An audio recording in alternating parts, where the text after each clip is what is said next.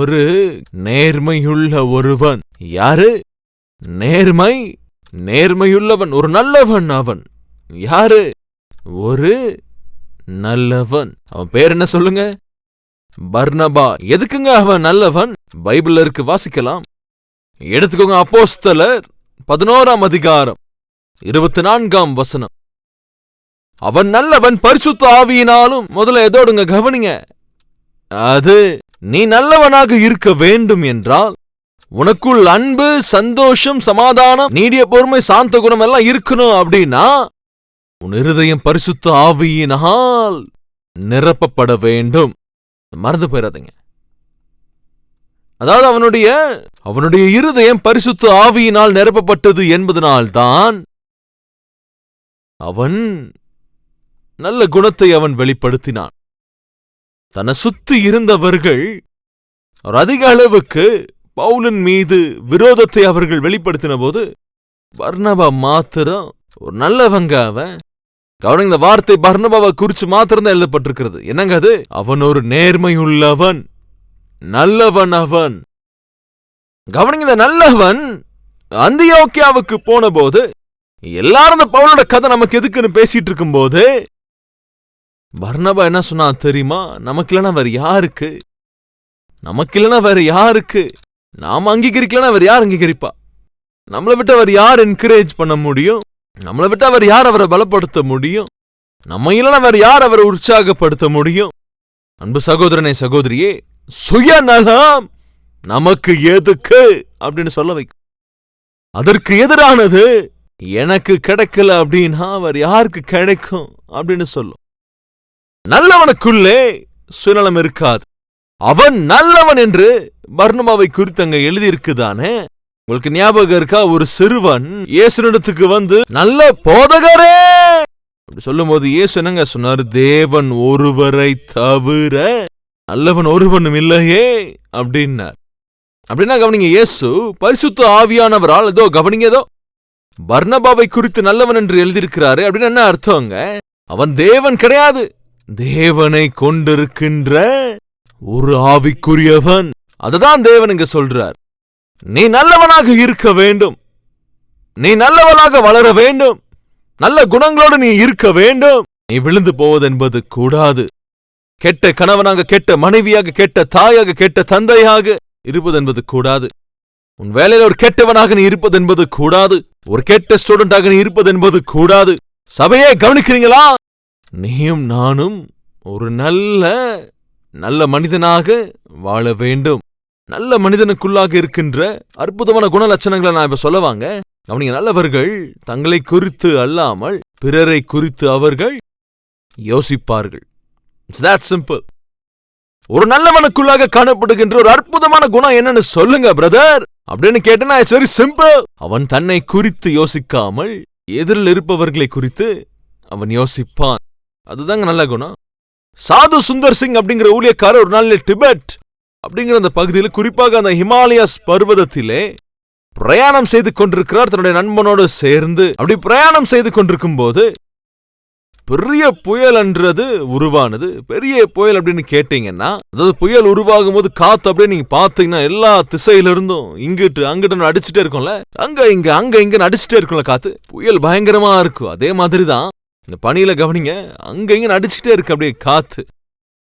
பெரிய புயல்ல முன்னேறி போவது என்பது ரொம்ப கஷ்டம். அடிமேல அப்படியே அடி எடுத்து வச்சு கவனிங்க. சாது சுந்தர் சிங் தன்னோட நண்பனோட கூட சேர்ந்து அப்படியே உயிரை கையில பிடிச்சு நடந்துட்டு வராங்க. ரொம்ப ஜாக்கிரதையா ஒருவர் பிடித்துக் கொண்டு ரொம்ப ஜாக்கிரதை அப்படி நடந்துகிட்டே இருக்கிறாங்க. எங்க விழுந்துருவோமோ, குழிக்குள்ள எங்கேயாவது விழுந்துருவோமோன்னு அப்படியே பயந்துகிட்டு அப்படி நடந்துகிட்டு ஒருவர் பிடிச்சுக்கிட்டு அப்படியே உயிரை கையில பிடிச்சு அப்படி நடந்துகிட்டே வரும்போது நல்லா கவனிங்க, சாது சுந்தர் சிங் ஒரு கண்ணுக்கு முன்னாடி ஒரு நபர் அங்கே விழுந்து போயிருக்கிறார். அது அவருக்கு தோன்றியது. இந்த புயல் காத்துல எதிர்கொள்ள முடியாம ஒரு பார்த்தா அங்கேயே விழுந்து போயிட்டாரு. பனிக்குள்ள புதைந்து கிடக்கிறார்.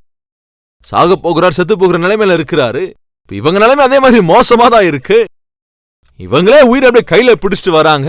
மெதுவா அடிமேல் அடி எடுத்து வச்சு அப்படியே வராங்க.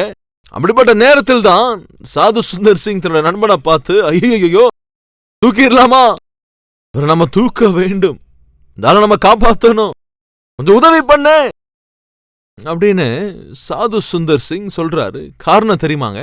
சாது சுந்தர் சிங் ஒரு நல்ல மனிதன். யாருங்க? நல்ல மனுஷன், நல்ல குணங்களை கொண்டிருக்கிற ஒருவர். பக்கத்துல இருக்கிற அந்த நண்பர் சொல்றாரு, என்ன நீ பேசிட்டு இருக்கிற இந்த நேரத்துல? நம்மளே உயிரை கையில பிடிச்சு நடந்து வந்துகிட்டு இருக்கிறோம். நம்ம 2 பேரும் அப்படியே கையை பிடிச்சுக்கிட்டு ரொம்ப ஜாக்கிரதையா நடந்து வந்துகிட்டு இருக்கிறோம். இப்ப அவரை தூக்கி தோல்ல வைக்க சொல்றியே, இதுல நல்லா இருக்கா? அப்படி போக முடியும்? நம்ம கதை என்ன ஆகுறது? தயவு செஞ்ச அந்த ஆளை நீ கண்டுக்காத. அவர் உயிர் அங்கேயே அவ்வளவு போக போகுது. அவரை காப்பாத்தி நம்மதுக்கு சாகணும். கிளம்பலாம். இது சுயநலம். சாதாரணமா இந்த சுயநலத்தோட தான் நம்மள இன்று அநேகம் பேர் வாழ்ந்து வராங்க.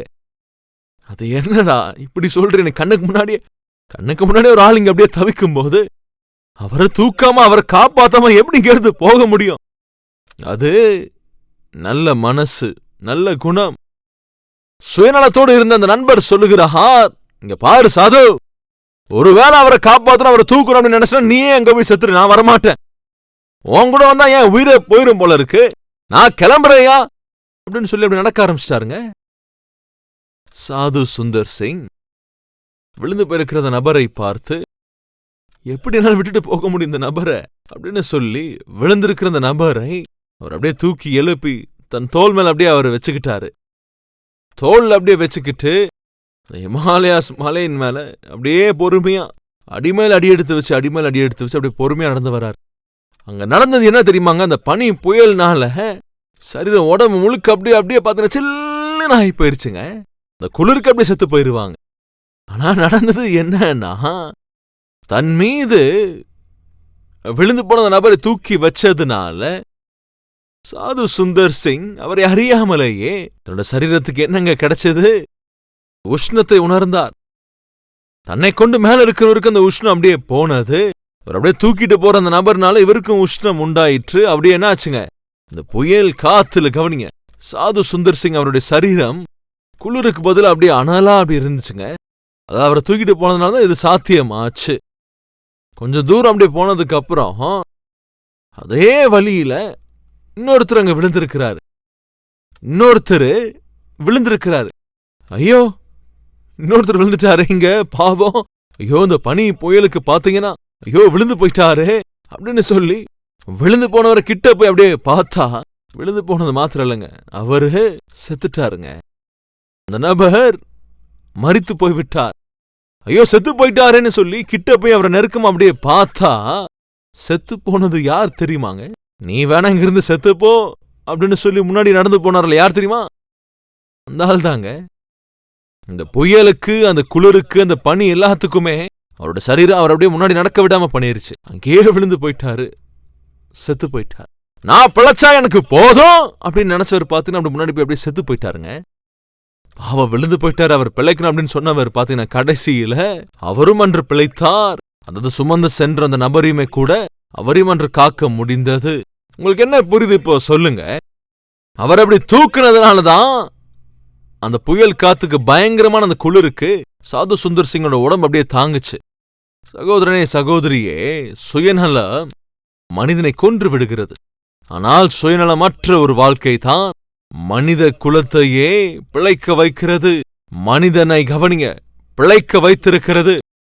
இன்று ஒருவரை நீ கிறிஸ்துவை கொண்டிருப்பாய் என்றால் உன்னை போலவே நீ பிறரையும் கூட நேசிக்க வேண்டும். இன்றைய ஒரு தீர்மானம் எடுப்பாயா? ஆண்டவரே, நான் செய்ய முடிந்த அந்த உதவி, நான் செய்ய முடிந்த சகாயம் என்று ஏதாவது இருக்கும் என்றால் அது செய்கிற வல்லமை எனக்கு கொடுங்கப்பா.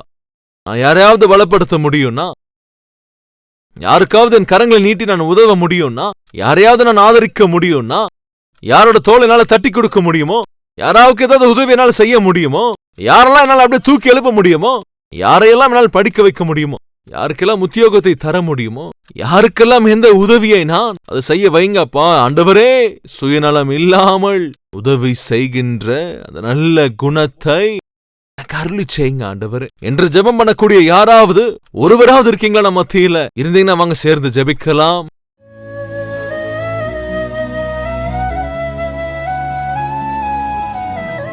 பரிசுத்தமுள்ள பிதாவே, ஆவிக்குரிய நடத்தை என்னவென்று கேட்டால் அது நல்ல குணம்.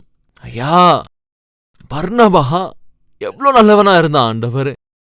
10 வருடங்களாக, சுமார் 10 வருடங்களாக அந்த இடத்துக்கு அவன் போய் எங்க ஊழியம் செய்ய முடியுமோ, எந்த மாதிரி ஊழியம் செய்ய முடியுமோ, யார் மத்தியில் ஊழியம் செய்ய வேண்டும் என்பதை அறியாமல் சோர்வுக்குள்ளாக அவன் அப்படியே இருந்து தள்ளாடி கொண்டிருந்த கவனிங்க அந்த பவுலை நேசித்து அவ்வளவு தூரம் பிரயாணம் பண்ணி அவனை சந்தித்து அன்போட கூட அவனோட அப்படியே பழகி ஊழியம் செய்யக்கூடிய அந்த வாய்ப்பை அன்று கொடுத்தீரே.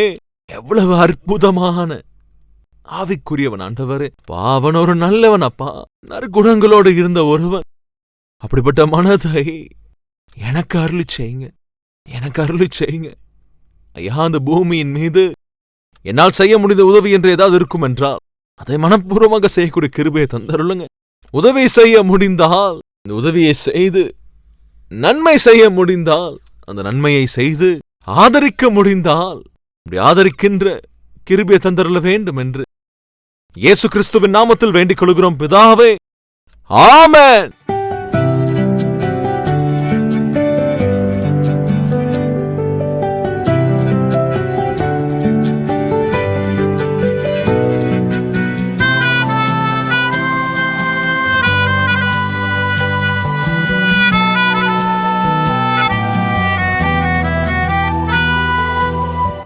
ஃப்ரெண்ட்ஸ், இன்று நீங்கள் கேட்ட இந்த செய்தி உண்மையாகவே உங்களுக்கு ஆசீர்வாதமாக இருந்திருக்கும் என்றால் லைக் செய்யுங்கள், மற்றவர்களுக்கும் கூட ஷேர் செய்யுங்கள். கூடவே உங்களுடைய கமெண்ட்டையும் எழுதி உங்களுடைய அபிப்பிராயத்தையும் தெரிவிக்க வேண்டும் என்று கேட்டுக்கொண்டு, தேவனுக்கு சித்தமானால் நாளையும் சந்திக்கலாம்.